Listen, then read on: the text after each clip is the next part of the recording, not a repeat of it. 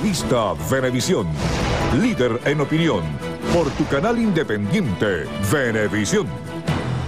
¿Qué tal, amigos? Muy buenas tardes tengan todos. Gracias por acompañarnos en Entrevista Venevisión, tal cual como lo anunciamos. Ya está aquí en el estudio con nosotros el diputado ante la Asamblea Nacional, Alfonso Marquina, y aspirante también por el Estado Lara, el Circuito 3, en representación de la unidad que corresponde a Palavecino, Simón Planas e Iribarren.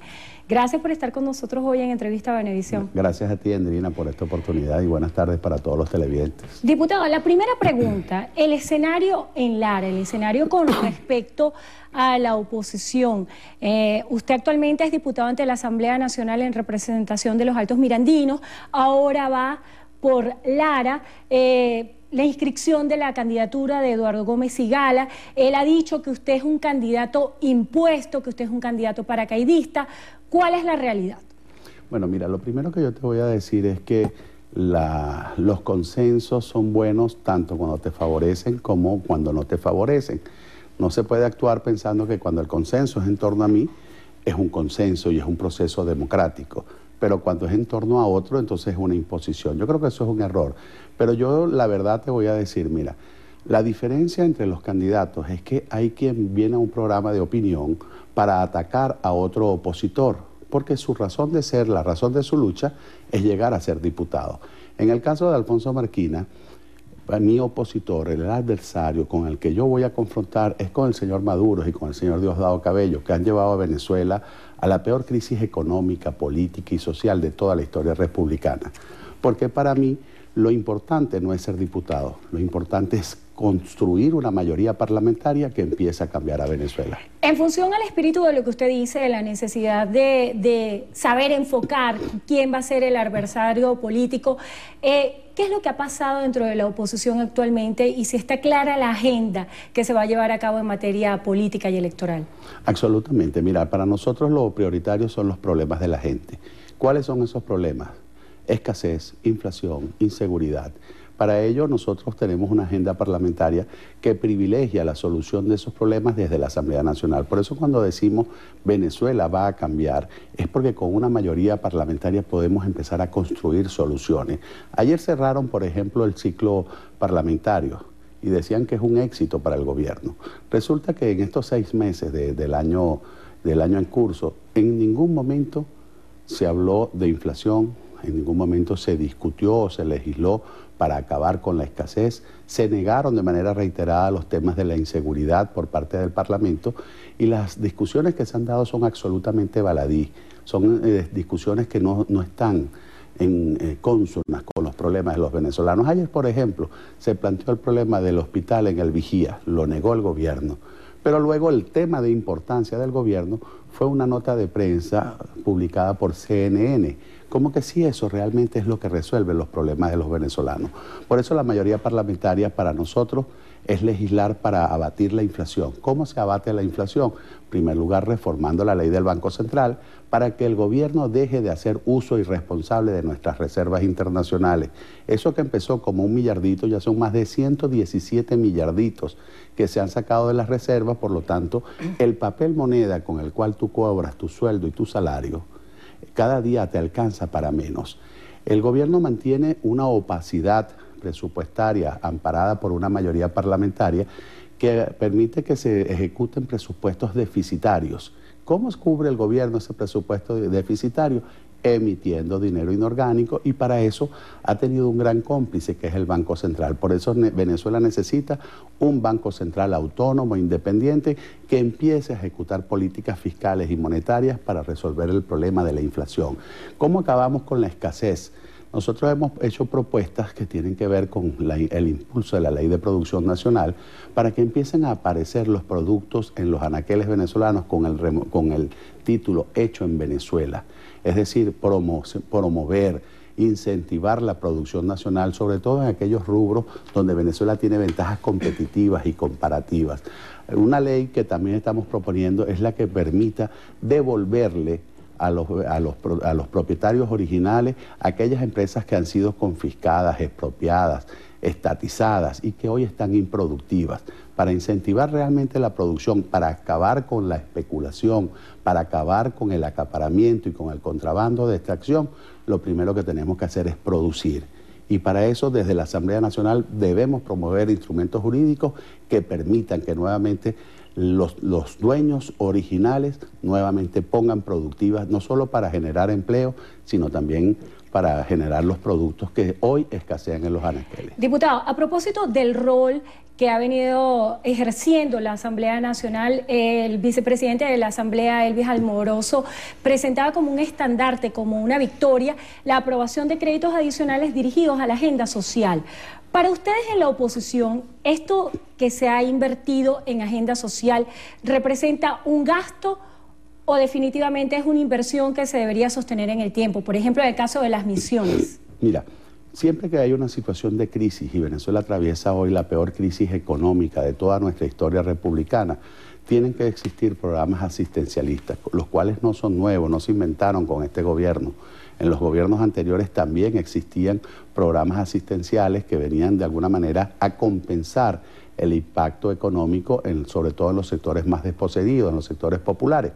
Así que hablar de inversión social en este momento es una necesidad, pero una inversión bien dirigida, una inversión que realmente le permita al venezolano superar la situación de pobreza en la que vive, no una inversión social que prácticamente perpetúa o eterniza la pobreza en los venezolanos. Por eso, cuando el gobierno dice que inversión social es pagar las nóminas, por ejemplo, de TVs, y tú dices, mira, eso no es inversión social. Cuando el gobierno dice que mantiene un tipo de cambio a 6.30 para favorecer a los sectores populares, miente, engaña a los venezolanos, porque resulta que el tipo de cambio que hoy establece el gobierno solo ha beneficiado a los enchufados que se han hecho multimillonarios con el negocio de Cadivi.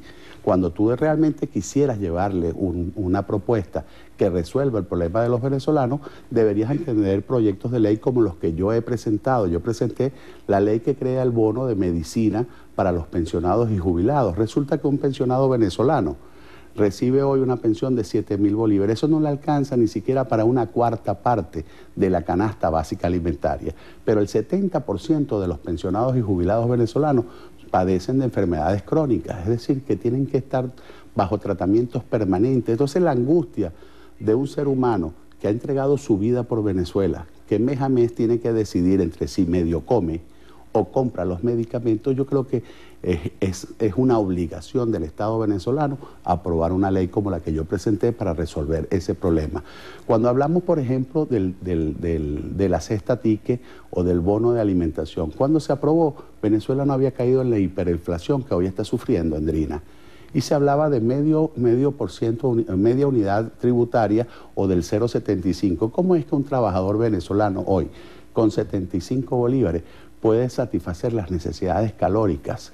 Es decir, puede desayunar, almorzar con 75 bolívares.